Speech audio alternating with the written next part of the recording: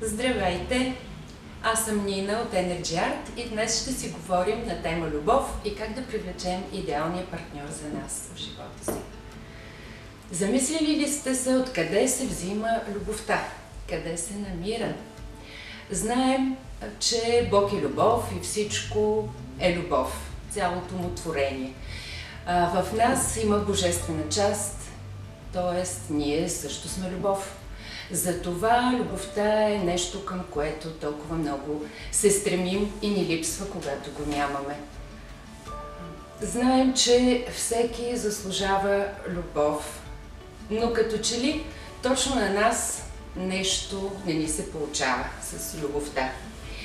Изпълнени сме с разочарования от провалени връзки, с негативни убеждения, с страхове, струва ни се, че около нас има само неподходящи мъже и в крайна сметка сме разочаровани, тъжни и самотни.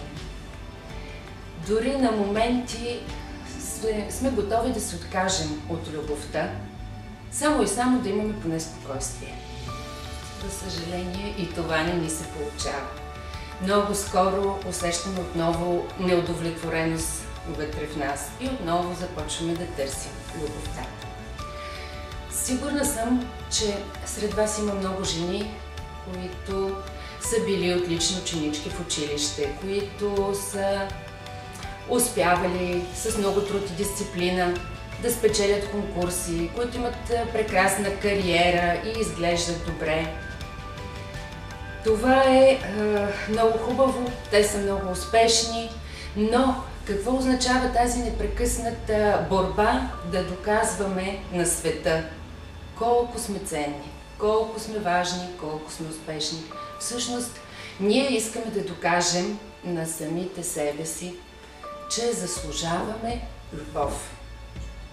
Жените, които обичат себе си, изобщо не страдат от такъв проблем. Те знаят, че заслужават. Просто така. Защото са тук, защото са жени, защото са прекрасни, защото се обичат. За тях не е необходима причина. И света винаги им дава любовта, която те са убедени, че заслужават. Това са енергийни процеси и света винаги отговаря на това, което сме ние. Знаете, че всичко е енергия и всъщност проблемите в любовта показват, че тази енергия на любовта във вас е блокирана. Първата стъпка за намирането на идеалния партньор за вас всъщност е да допуснете енергията на любовта в себе си. Любовта има различни проявления. Любов към децата, към родителите, към родината, към работата и много други. Но за да усетите каквото и да е проявление на любовта в живота си, вие трябва да започнете от най-важното – от любовта към себе си. В това няма нищо егоистично. Ние сме най-важните хора в нашия живот. От това какви сме ние, зависи всичко в живота ни. От това каква енергия излъчваме, зависи всичко в живота ни. Обаче много ни е трудно да заобичаме себе си. Защото ние сме свикнали постоянно да се критикуваме, да размишляваме върху неуспехите, върху разочарованията. Всеки ден дълбаем в такива размисли, които не ни водят до нищо добро.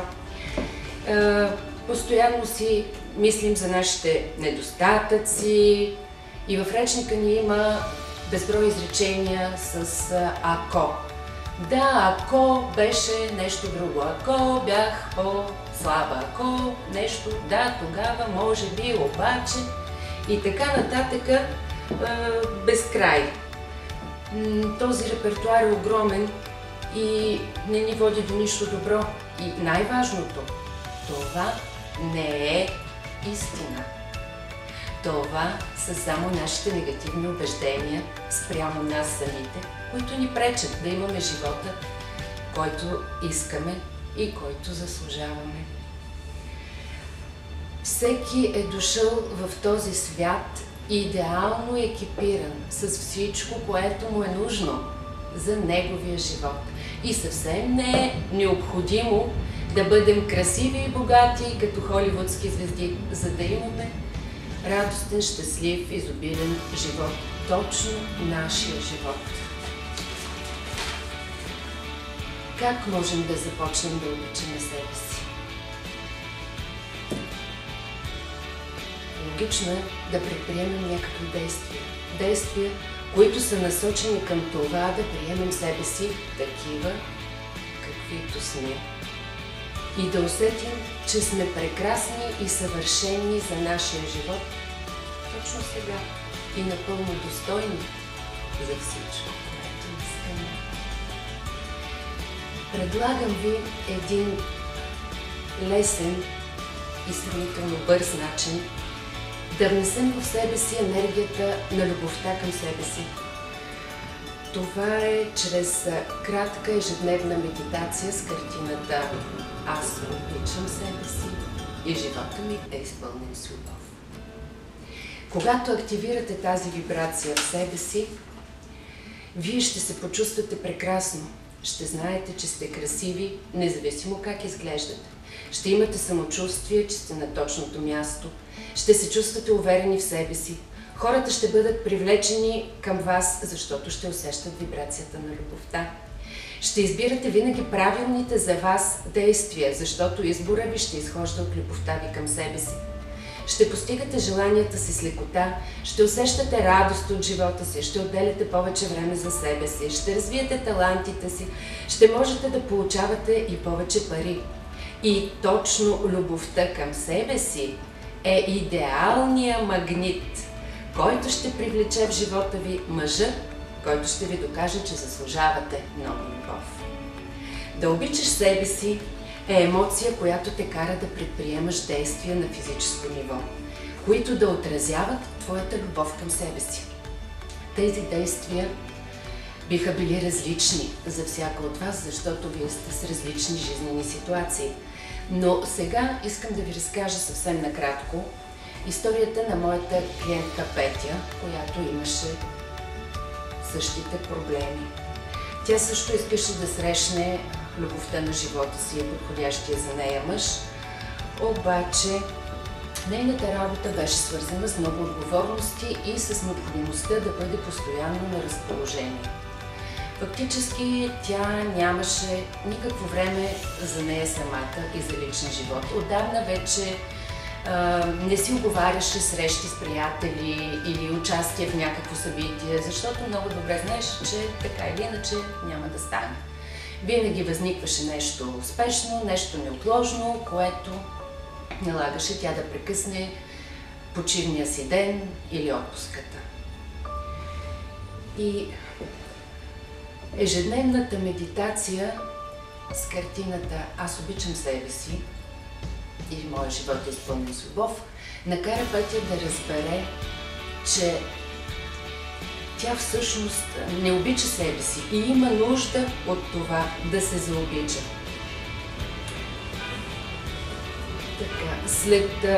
Всъщност тя не си позволяваше да има време за себе си.